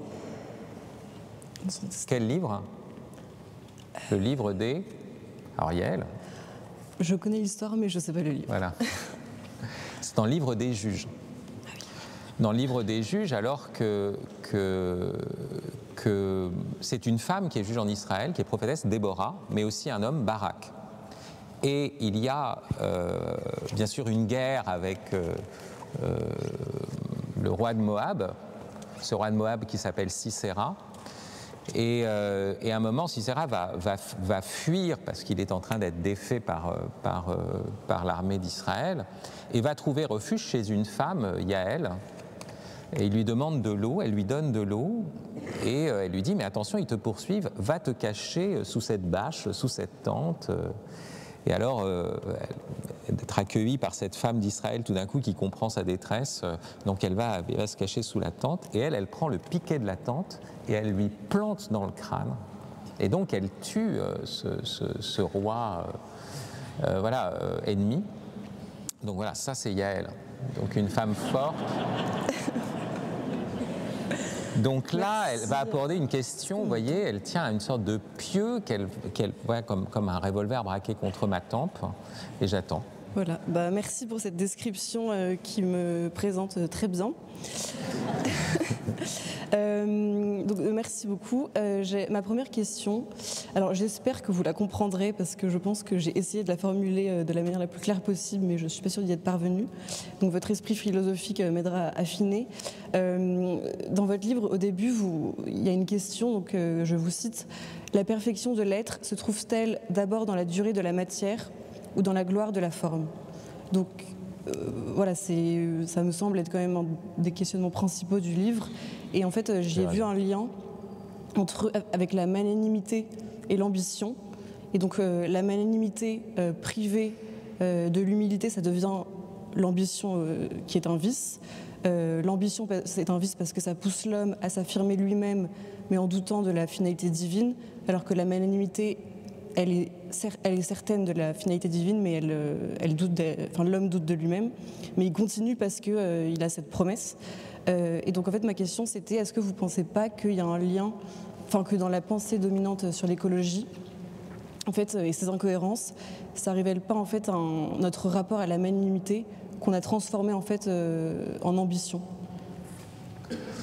Bon, moi, ce que je vois, alors il y a plein de niveaux de la question, mais c'est une très bonne question. Menaçante. Donc une vraie question. Alors d'abord, la question de la durée de la matière ou de la gloire de la forme, j'en ai parlé. Bon, il y a un philosophe que j'aime beaucoup, un poète philosophe qui s'appelle Henri Reynal, qui pose la question de la cathédrale de Strasbourg, et il dit, mais qu'est-ce qui fait la valeur de la cathédrale de Strasbourg? Est-ce que c'est ses matériaux, donc ce qui va durer, ça va durer même après sa ruine d'une certaine façon, vous voyez, la matière. Ou est-ce que c'est justement cette forme qui est provisoire et qui s'est offerte un certain temps à nouveau sur la Terre. Pas assez. Je tiens à vous préciser qu'il y a une différence entre l'immortalité et l'éternité. Mais qu'on peut penser de plusieurs manières. Mais d'abord, le christianisme n'est pas une religion de l'immortalité. C'est une religion de la résurrection. Pour faire un bon ressuscité, il faut d'abord être un bon mort. Donc le christianisme affirme la réalité de la mortalité. Et la mortalité comme drame. Il faut traverser ce drame, etc. Et voilà. Donc ça, c'est la première chose. Mais surtout, ce qui est révélé dans le christianisme, c'est que c'est une pensée de l'éternel qui n'est pas pensée à partir de l'immortel ou simplement de l'immuable, parce que l'éternel est trinitaire pour nous. Et l'éternel, c'est le Père qui engendre le Fils qui est toujours à l'état d'offrande au Père. Donc l'éternel, c'est d'abord une vie d'offrande. C'est pour ça que ma thèse, c'est qu'une fleur qui participe moins, on pourrait dire peut-être à l'immortalité qu'un caillou, participe plus de l'éternité, de l'éternel, dans cette offrande. Et donc, voilà, c'est pour ça cette conception de l'éternel que j'essaye de déployer à partir du mystère trinitaire, qui est un mystère de vivre à l'état d'offrande. C'est la vie du Fils. Alors, maintenant, ce que vous dites vous faites un rapport que j'ai pas fait, enfin, qui est en lien avec un autre livre qui s'appelle « À moi la gloire », où j'évoque justement, précisément, la question de la gloire et même la question du vivant dans les termes que vous rapportez, c'est-à-dire à partir de la question des vertus d'humilité et de magnanimité. Thomas d'Aquin insiste sur le fait que ces deux vertus sont intimement liées. L'humilité n'a rien à voir avec la négation de soi, avec le fait de s'abaisser, etc., de telle sorte qu'on devient une carpette et on nie. Non, enfin, ça n'a pas de sens. D'ailleurs, je tiens à rappeler que quand le Christ voit ses disciples qui parlent en chemin de savoir qui est le premier, il ne leur dit pas « c'est mal de vouloir être le premier ». Il leur dit « si vous voulez être premier, prenez la dernière place et soyez le serviteur de tous ». Donc il leur dit « qu'est-ce que c'est qu'être le premier ?» Attention. L'humilité, c'est savoir que l'on n'est rien que par Dieu. Mais à ce moment-là, ça veut dire qu'on doit aussi accepter ce que Dieu veut de nous. Et ce que Dieu veut de nous, c'est quelque chose de plus grand que nos plus hautes aspirations. C'est que nous soyons d'autres Christ. C'est pour ça que l'humilité se change implique pour conséquence la magnanimité, c'est-à-dire le contraire de la pusillanimité. La pusillanimité, c'est d'avoir l'âme petite, étroite. Et la magnanimité, c'est le fait d'avoir une grande âme. Et c'est quoi la grande âme? C'est intéressant. C'est de dire, le jugement des hommes m'importe peu. Et la gloire que donnent les hommes m'importe peu. Vous pouvez dire, ça c'est l'humilité, vous voyez, je ne cherche pas la gloire. Non, mais parce que moi, ce que j'attends, c'est la gloire que me donnera Dieu. C'est ce qui est dans la magnanimité. Donc, vous pouvez dire, c'est démesuré, là, c'est encore plus incroyable. Oui, mais c'est pour ça. Moi, si je peux mépriser les honneurs humains, c'est pas parce que je suis au-dessus des honneurs humains, ou parce que, vous voyez, parce que là, ça pourrait devenir de l'orgueil. Bien sûr que le jugement de l'autre, ça compte. Et tout d'un coup, je dis, j'ai pas besoin du jugement de l'autre, je sais très bien ce que je suis, je m'en moque, etc. Et tout d'un coup, c'est ce que vous appelez humilité, ça devient de l'orgueil. Vous êtes juge de vous-même et juge de tout. Non, c'est que le seul juge, c'est Dieu, et c'est lui qui dira si je suis digne d'honneur ou de blâme. Mais ce que je cherche, c'est l'honneur que me donnera Dieu. Tout ce livre « À moi la gloire », pour me moquer des formules trop faciles, « à toi la gloire », etc. Non, la gloire de Dieu, c'est notre fécondité et c'est de nous donner gloire à travers cette fécondité. C'est d'avoir des enfants glorieux, si vous voulez. Donc, effectivement, une des grandes questions, c'est qu'est-ce que c'est qu'être magnanime en écologie? Vous avez raison de poser la question. Parce que je vois que la logique du moins, voilà, même de la décroissance, etc. Même si je fais une parenthèse, mais il y a un journal qui s'appelle La Décroissance, dont le fondateur est Vincent Chenet, qui est quelqu'un que j'aime beaucoup, et qui utilise ce terme plus comme du poil à gratter, comme voilà, lutter contre la logique simplement de la croissance à tout prix. Ouais, c'est ça qu'il critique. Mais c'est quelqu'un qui a une autre pensée. Et qui m'a d'ailleurs entendu sur ma pensée du sacrifice et qui était plutôt d'accord. Donc, mais ce que je veux vous dire, c'est que je vois beaucoup chez beaucoup des... Je vois au nom de l'écologie, beaucoup d'avarice. Beaucoup de notre petit truc, notre petit... Voilà. On va cultiver son jardin. Vous voyez, le néo-ruralisme, où tout d'un coup, on va cultiver son jardin, on va être dans son petit truc, à soi, la petite maison dans la prairie. Ce que j'ai défendu moi-même à une époque, hein. En fait, c'est même terrible parce que j'ai tellement défendu ça à une époque que j'ai fait des disciples de ça qui sont devenus mes ennemis aujourd'hui et qui me renvoient ma vision partielle de jeunesse. Donc oui, c'est vrai, c'est bien d'être... Mais vous voyez, cette logique d'autosubsistance, c'est aussi un monde fermé. Le cœur catholique, c'est un cœur qui est ouvert à toutes les détresses du monde. Vous voyez ? Dans un premier temps, moi j'ai cru que j'étais très chestertonien, donc distributiste, et je me suis dit, l'important c'est que chacun puisse avoir sa maison avec son champ, son atelier, son machin, et c'est ça l'idéal de la vie humaine, la famille.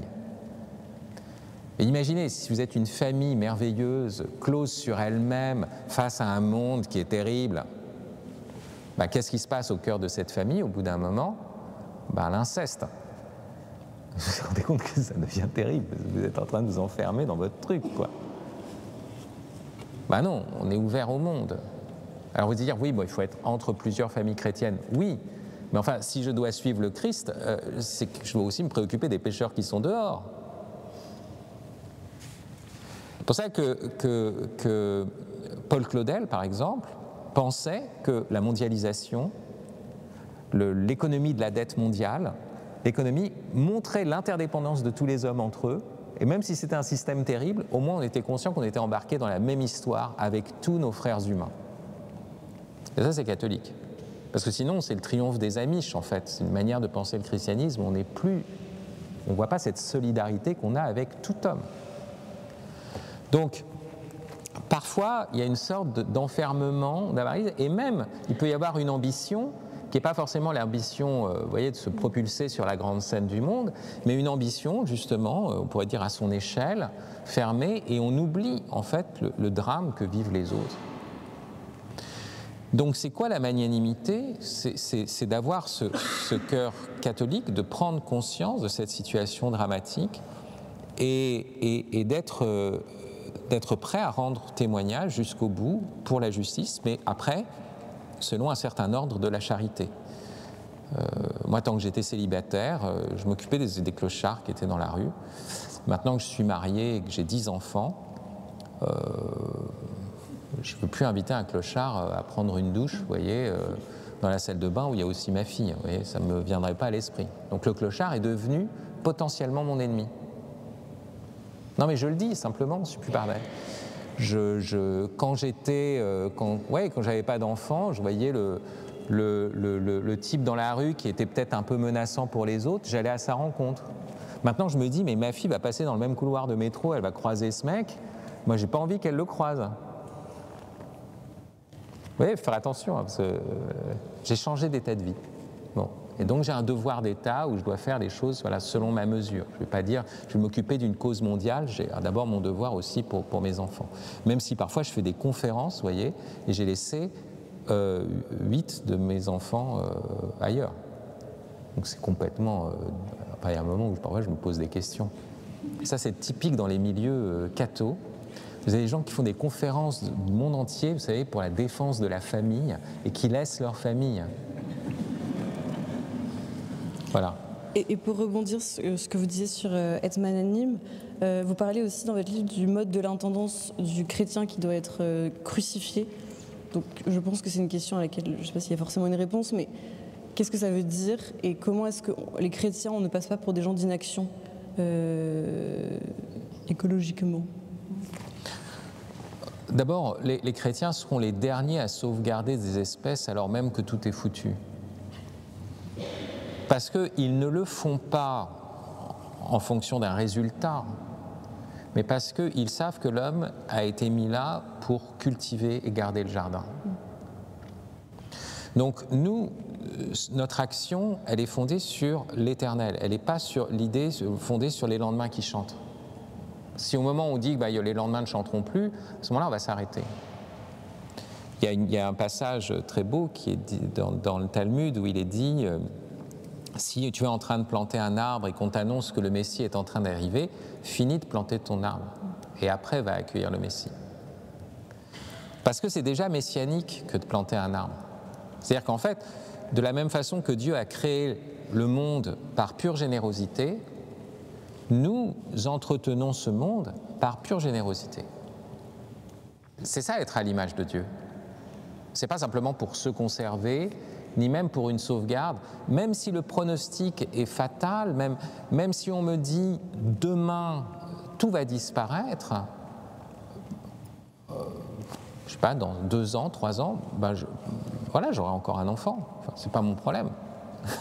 En tant que chrétien, c'est pas ça l'enjeu. C'est que je sais que cet enfant, s'il est baptisé, ou même si moi j'ai voulu son baptême apparemment, il est sauvé.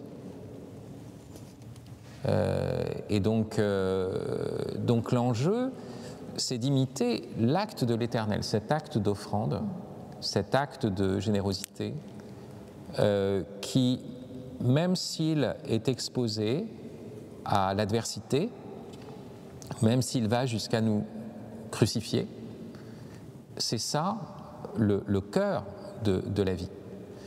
Et donc c'est une générosité qui ne peut pas être atteinte, qui est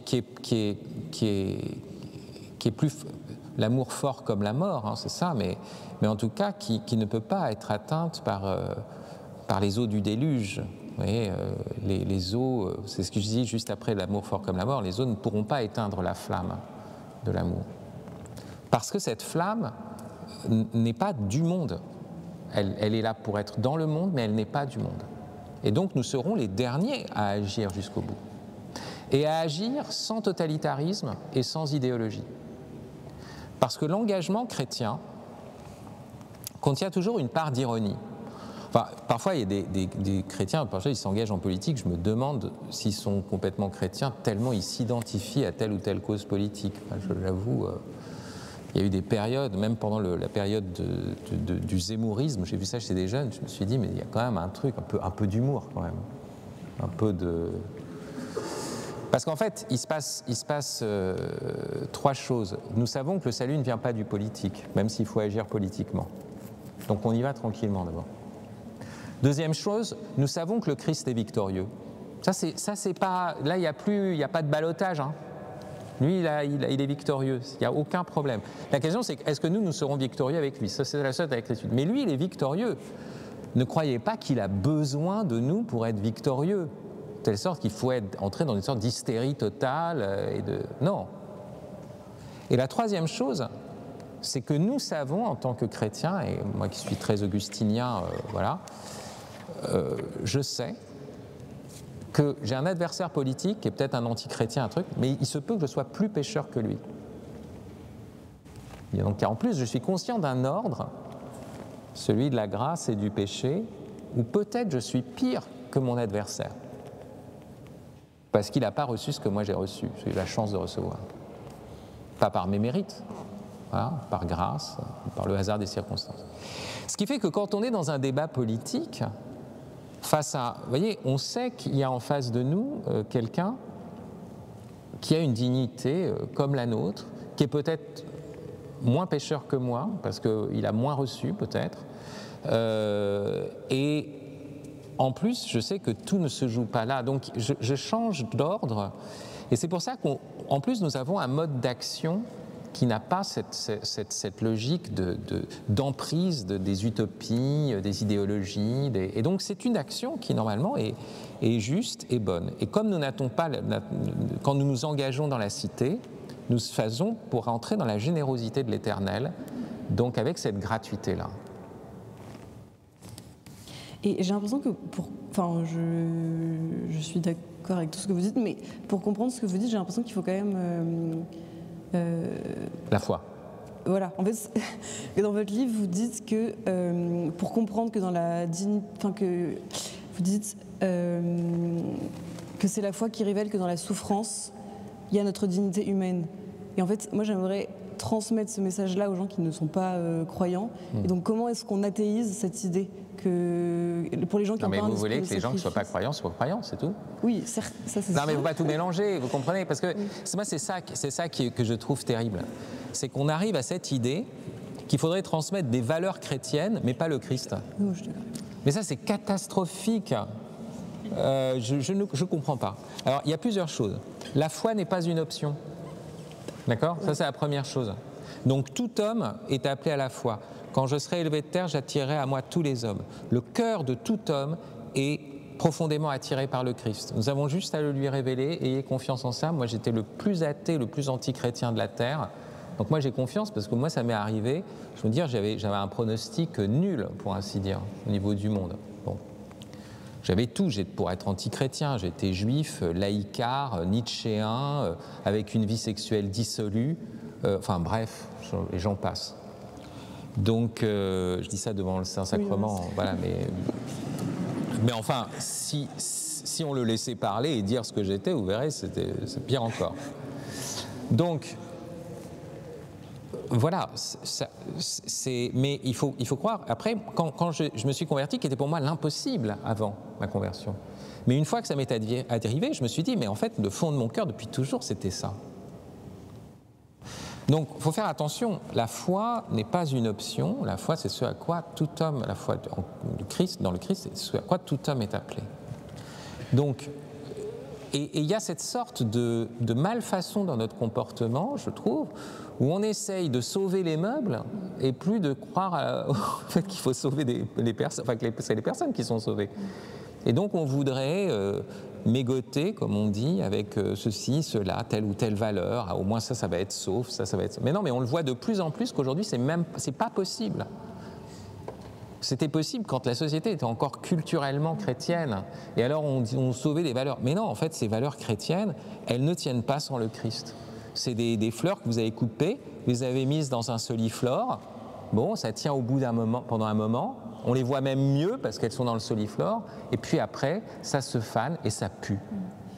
Et maintenant, ça pue. Donc il faut retrouver la source, il faut retrouver la vie. Et ensuite, la deuxième chose que je voudrais mentionner, et ça, je dis toujours ça à mes étudiants qui sont là, mais la révélation est plus vaste que la simple raison naturelle. Elle est plus universelle. Parce qu'on croit, nous, qu'il y a ce qu'on connaît par la raison, voilà, et puis c'est ça. Et puis la révélation, c'est un découpage à l'intérieur du champ de la raison. Vous voyez, et donc il y a le champ, vous voyez, il y a les chrétiens qui ont la révélation là, et puis après il y a l'amplitude. Mais non, la révélation, c'est ce qui vient de Dieu, donc ce qui enveloppe le monde, ce qui est plus vaste que le monde. La Bible nous parle de la réalité de manière plus vaste que ne le peut faire n'importe quelle philosophie ou n'importe quel roman. Donc, si je sais que la Bible est plus universelle qu'un texte philosophique, je ne dois pas avoir peur de parler avec elle, de méditer avec elle. Et les gens seront touchés parce que je ne serai pas en train de faire un petit découpage des valeurs chrétiennes. Parce que la Bible, elle n'est pas en train de me proposer un système de valeurs. Elle est en train de me raconter des histoires. Voilà. Ah, qu'est-ce qui t'arrive? Ah oui, t'es une fille, tu veux coucher avec ton père? Je prends un cas extrême. Hein. Ça y est dans la Bible. Pas de problème. Il n'y a pas de problème. On parle de ces histoires-là.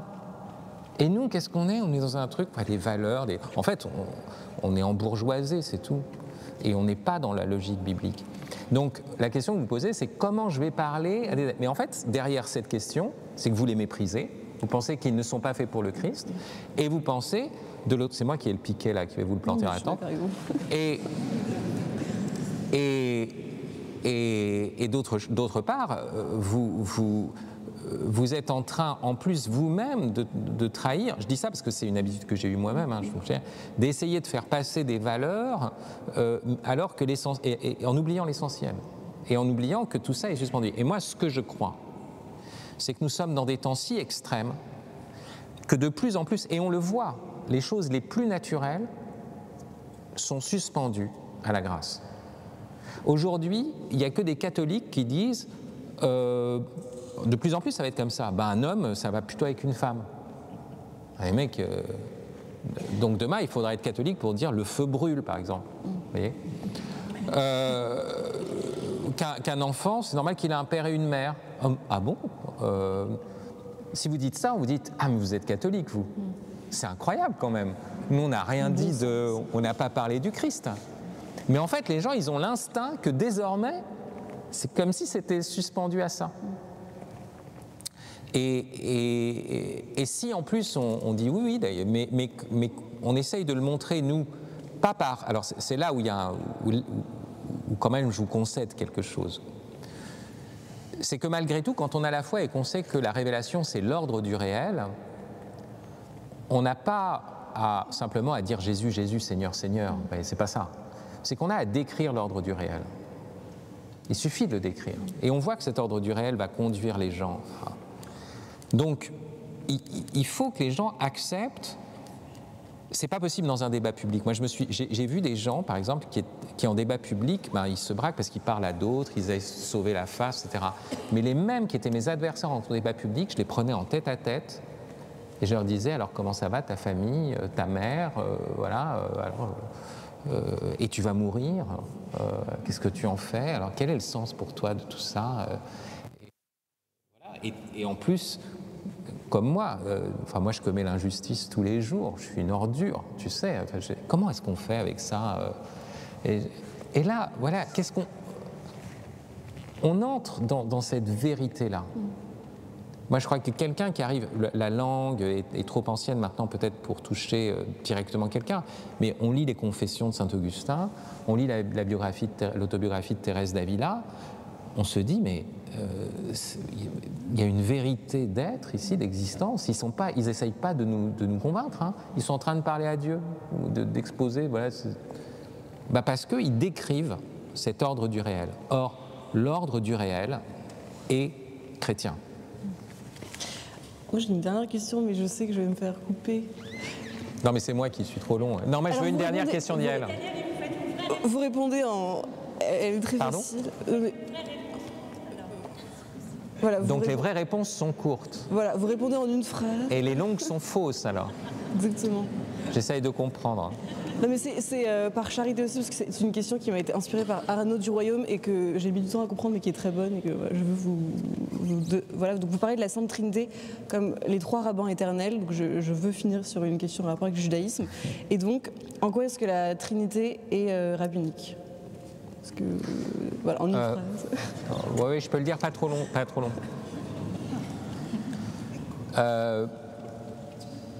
En fait, mon idée, c'est que il y a une habitude chez les Juifs, c'est la controverse.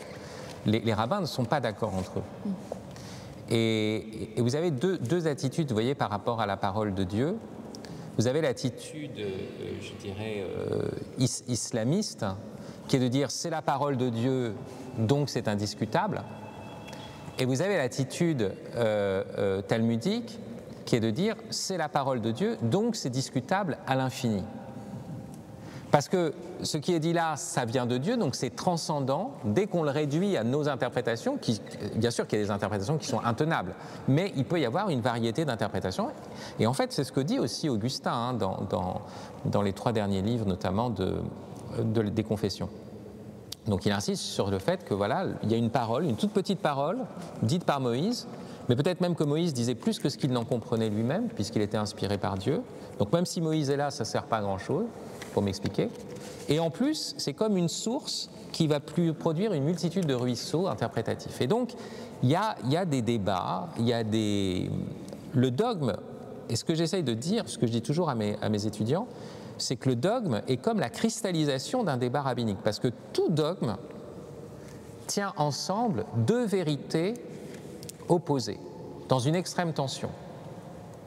Par exemple, Dieu est justice et miséricorde. Dieu est un et trine. Jésus est vrai Dieu, vrai homme. Marie est immaculée et rachetée. Comment vous tenez ça, vous voyez ? Et vous voyez, ça montre, alors c'est pour ça que je dis que moi j'ai une vision de la Trinité, où la Trinité, c'est pas un truc fusionnel, voilà, il y a une consistance de chaque personne divine.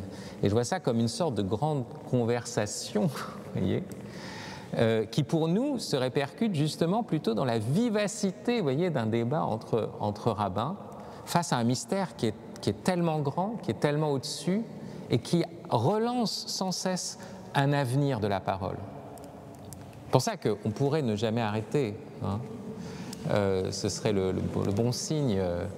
Vous savez qu'il est dit la chose suivante pour la célébration. Aujourd'hui, vous savez que c'est le Yom Kippour.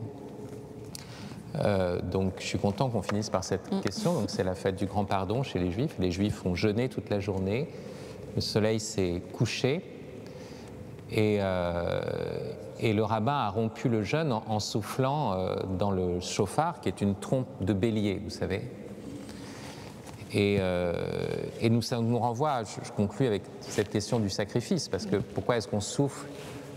On annonce la fin de la journée du grand pardon et d'une certaine façon la délivrance, vous voyez, des péchés, le fait qu'on peut à nouveau être inscrit dans le livre de vie, en soufflant dans la corne de bélier, parce que c'est le sacrifice d'Abraham.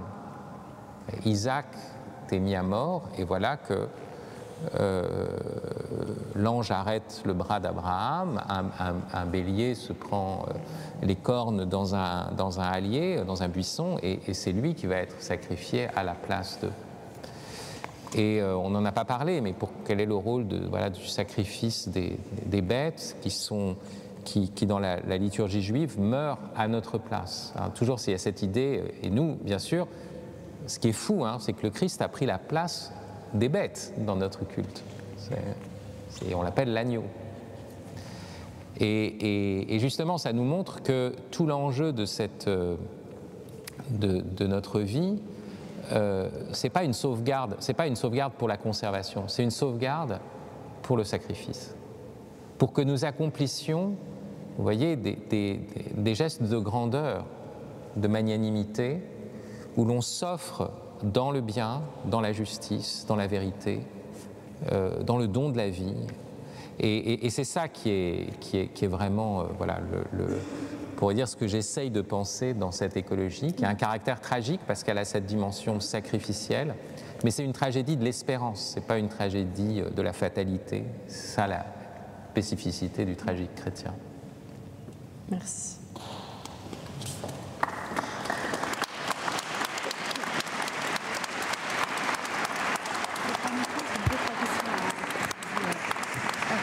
Il va y avoir des questions, non? Non, moi, je suis la stressée de la fin. Je fais des questions qui sont où je demande des réponses très courtes. Oui, alors j'ai fait exprès de pas les lire vraiment parce que je voulais le faire dans la spontanéité. Alors, il y en a qu'on vous a déjà posé. Oui. Alors, quel est votre livre de chevet en ce moment? Je sais que vous en avez plein. Donnez-nous-en un. Il y en a un, je peux vous le dire. En ce moment, c'est La Comtesse de Ségur. Parce que j'ai décidé, comme c'était un anniversaire là, de sa mort, j'ai décidé de faire un article dans une revue d'art contemporain sur la Comtesse de Ségur, donc ça peut apparaître un peu décalé, justement très art contemporain. Mais, et je suis en train de lire là, actuellement. Donc là, ces derniers temps, j'ai lu Les Malheurs de Sophie, je sais pas, Un bon petit diable, D'Ilois le cheminot. Et là, je suis en train de lire son dernier roman, Après la pluie et le beau temps, qui est un titre très niais, sauf si on le prend très fortement, parce que c'est l'histoire du déluge. Enfin, après la pluie et le beau temps. Bon. Et je dois dire que ça m'intéresse énormément. La Comtesse de Ségur est un auteur très puissant, qui n'est pas du tout éducatif dans le sens où on l'entend, parce qu'elle a le sens qu'un enfant peut être méchant, ce que personne n'oserait dire aujourd'hui, et que déjà dans l'âme de l'enfant s'ouvre la possibilité du ciel ou de l'enfer. Et ça, je trouve ça incroyable. Donc c'est ça que je lis, c'est mon livre de chevet en ce moment, donc La Comtesse de Ségur. Comtesse de Ségur. Alors, quel personnage historique vous inspire? Il y en a tellement. Hein. Le principe du français, c'est qu'il a deux identifications, jamais une seule, avec des personnages opposés. Vous voyez, par exemple, les Italiens, ils ont Dante, les Anglais, ils ont Shakespeare, les Espagnols, ils ont Cervantes. Et puis si vous dites, quel est le grand auteur français, vous n'en avez jamais qu'un seul. Donc vous avez toujours Racine et Corneille, Camus et Sartre, voilà, donc un personnage. Mais je dois dire qu'en ce moment, je vais dire Augustin, oui, Saint-Augustin. Enfin vraiment, je vis avec Saint-Augustin. Et en parlant de votre vie d'ailleurs, qu'est-ce qui vous rend heureux au quotidien? Mes enfants. Votre épouse, non? Voilà. Ça y est, je suis pas d'accord. Vous avez dit juste heureux. Si vous m'aviez dit qu'est-ce qui vous sanctifie au quotidien, qu'est-ce qui vous ramène à la vérité au quotidien, j'aurais dit mon épouse, bien sûr. Mais là, je dis mes enfants pour voilà. Et quel trésor aimeriez-vous laisser à vos enfants, justement? Le Christ. Ils ont quel âge, vos enfants? De 1 an et 8 mois à bientôt 22 ans pour Esther, qui doit être par là. Et le jour où vous vous retrouverez mort et que vous vous retrouverez face à Dieu, qu'est-ce que vous aimeriez qu'il vous dise?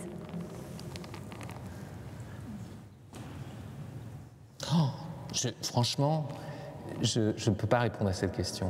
Non, mais c'est vrai parce que, en fait, je savais que vous alliez me la poser et puis je me suis dit, je vais réfléchir à un truc, voir, vous savez, avoir un bon mot, le mot de la fin. Et le dernier mot, c'était le mot de la fin en plus, là. Et je me suis dit, mais c'est débile, quel orgueil. Donc, en fait, je ne sais pas. C'est pas moi ce que j'aimerais, ce qu'ils me disent, en fait. Si, vous pouvez avoir pas qu'est-ce que vous pensez qu'il va vous dire, c'est qu'est-ce que vous aimeriez qu'il vous dise.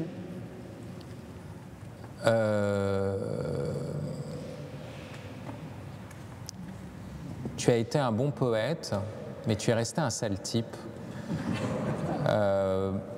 Allez, rentre quand même. Rentre quand même. Alors, moi, on m'a donné le pouvoir de vous offrir un livre si les questions, les réponses étaient satisfaisantes. Comme on vous a déjà reçu à Saint-Roch, voici l'ouvrage La grâce de Saint-Roch, où vous pouvez retrouver beaucoup de belles photos de notre paroisse. Merci beaucoup. Merci pour vos réponses. Je voudrais juste préciser une chose. Vous allez, en lien avec cette question d'ailleurs de sauvegarde, sacrifice et de la fin des temps, je viens d'écrire un texte qui ne paraîtra en librairie qu'en février, mais qui va déjà être joué par 2 comédiennes, qui s'intitule Noé, commencer à la fin du monde. Donc c'est l'histoire de Noé qui est racontée de manière assez contemporaine, j'espère. Et ça va être joué à l'Espace Bernanos en décembre. Peut-être à Boulogne aussi. Et donc vous avez quelques personnes ici qui vont vous distribuer des tracts, s'ils sont bien là, je ne sais pas, oui, je crois les voir, voilà. Donc vous allez avoir des tracts qui vont circuler pour que vous puissiez venir nombreux à cette pièce. Voilà, merci. Merci.